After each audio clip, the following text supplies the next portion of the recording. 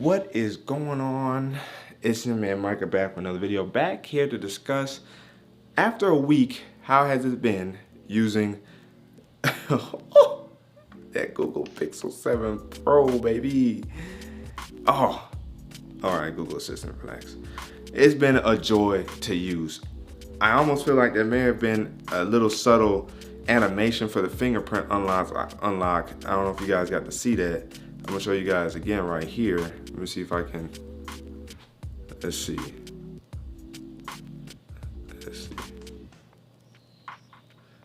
See how it kind of like zooms in real quick? That's beautiful. How have I been enjoying this device?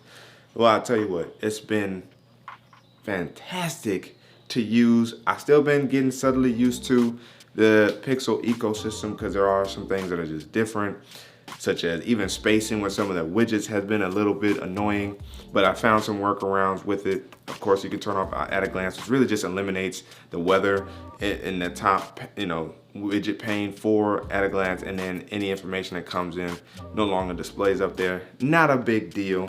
Material U has been a joy to use and to see how Google really wants Material U. You also see the inconsistencies with Google in their own process of implementing Material U. Software-wise, I mean, it's been good. I would just say like Google Assistant can be a pain to set up routines. With Bixby routines on Samsung, you can dial it down to the T and it will know what to do. Turn off Wi-Fi, turn off this light in this room, turn off that light in that room. As soon as you try that with here, depending on how smart things or your smart light setup is and how Google Home or Google Assistant will want to, describe it as, it will inconsistently turn on or not turn on lights that you wish would turn on. Not to mention the fact that turning on and off Wi-Fi can be a pain too, because you always get notifications and you don't want the notifications. You just want the phone to do it. And then also the biggest issue I have is with always on display. You cannot set up a routine to actually consistently turn on and off always on display, because it's called always show time and info. And even when you try to do that, it doesn't work. I have tried turn on always show time and info. I've tried turn on quote, turn on or always show time and info quote. I've tried turn on always on display. I have tried turn on quote always on display quote. I have tried all kinds of variations with the routines and it's just not working. So I've just eliminated doing that, and I, for the most part, don't even use always on display anymore because it doesn't really, I don't have a big use case for it anymore. My phone's in my pocket most of the day and I'm using my company issued phone. So I'm not even using my phone like that. So it's in my pocket. There's not even a need for always on the display to even be toggled on. A, and B, at nighttime in my room, it does not understand that it's pitch dark, so it should go off at night. And instead it sits on, it's a little bit of light. We have our room pitch black, so you see the light emanating from the Pixel 7 Pro's display. So always show time and info / always on display actually gets on my nerves more so than anything now. So I don't use it. I do use tap to show. I do use lift and wake, fun features to use. I use those, but I don't use always on display anymore because I don't have a use case for it, and it's not smart enough, which is kind of interesting because it's a Google phone, that pitch black should mean don't turn on, right? It should equal the same thing as being in your pocket. The thing with being in your pocket is I think there's, if not gyroscope technologies at work, maybe it can sense physically that it's in a location so it doesn't activate always on display.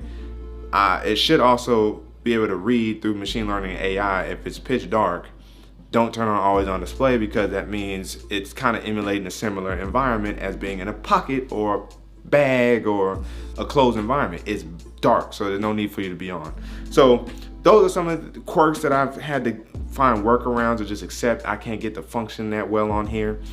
I had to go into Google Home and fix certain features, certain homes, because I had too many homes also. So once I eliminated a bunch of homes, we organized my lights into one good home. Now it also works a whole lot better, and actually finding the light within there, because we got a total of 4 lights and we've moved them around, so we've labeled them all kinds of weird stuff. So that is a problem in itself right there. I was able to fix that, and now in the morning my routine to run is to turn on my living room light, because that's why I get up and go and get ready for work, and that's pretty much it. Also aligned with an alarm clock that I don't use on here anymore because I use on my Pixel watch. That's gonna be in a different video. So software wise, although it's been great in terms of receiving consistent app updates, no update has rolled out yet from Google to address any small quirks. There was a Google System Play update that had apparently showed itself, but would not download and install. It was like a 7.6 KB sized Google Play update, would not install for the life of me. So what I thought was, I had the bright idea to clear my cache and my storage on my Google Play services to see if it would actually get that to work. And that seemed like it did more harm than good, because my phone freaked out for like 2 days in terms of battery life and Google apps acting all wonky. And then it broke my connection with my Pixel watch, and I had to reset this up and reconnect it to my phone, which was a whole ordeal in itself. My phone didn't die. Extreme Battery Saver is a beast on the Google Pixel 7 Pro. So I was able to get that addressed. But outside of that, I really haven't had any problems. Just been waiting on that update.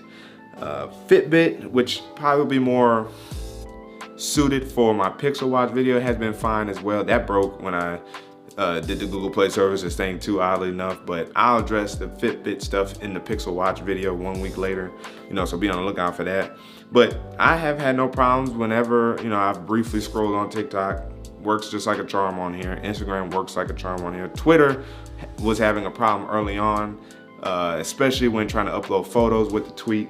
When I would try to upload 3 or 4 photos, I definitely noticed it would not send the tweet.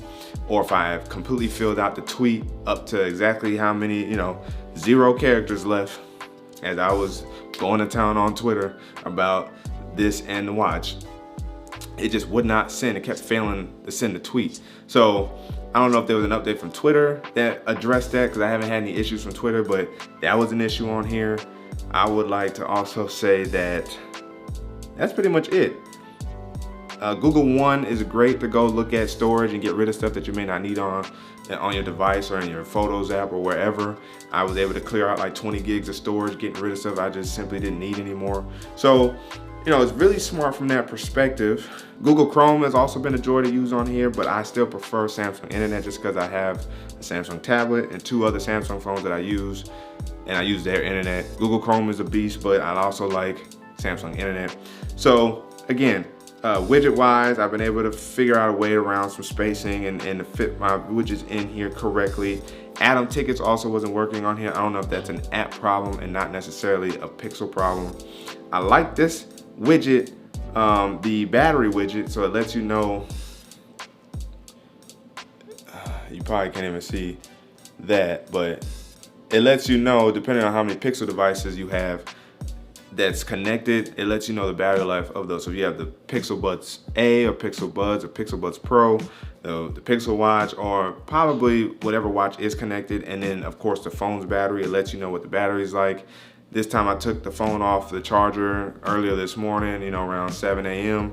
It's going on 12 hours. I have 47% left. That shows you how great the battery life is on this, right? Hey, and then also I have 37% left on the Pixel Watch, and now I wore since 12 o'clock this morning, like 12 midnight, and I let it charge 100%, went to sleep, slept track.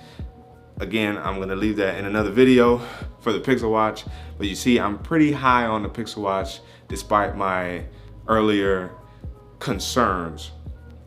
And then of course with this phone, it's been amazing. It's been really good. It's great to be back in this ecosystem with a solid phone and a solid pair of cameras. Here's some camera stuff for you. I'm gonna just show a few pictures, maybe a video.